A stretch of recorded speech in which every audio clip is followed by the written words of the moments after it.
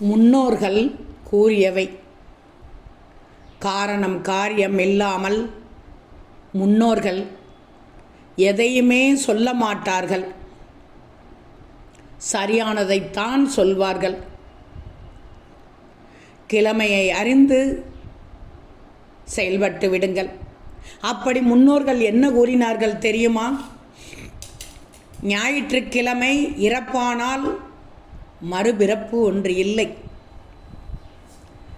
ஞாயிற்றுக்கிழமை பிறந்தால் நாய்படாத பாடுபடுவார்கள். திங்கட்கிழமையில் கேட்போர் திரும்பவும் கேட்பார்கள். திங்களில் குழந்தை பிறந்தால் மறுகுழந்தை நிச்சயமாக உண்டு.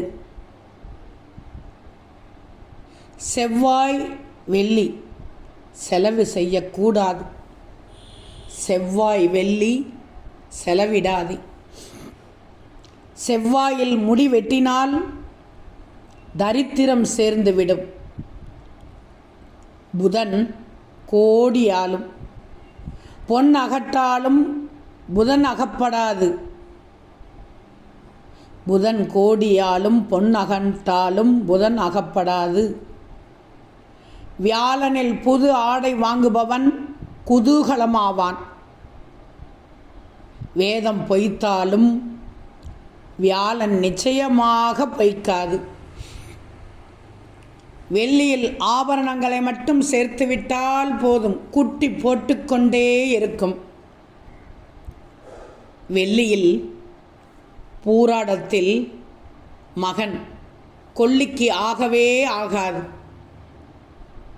சனிப்பினம் தனி போகாது.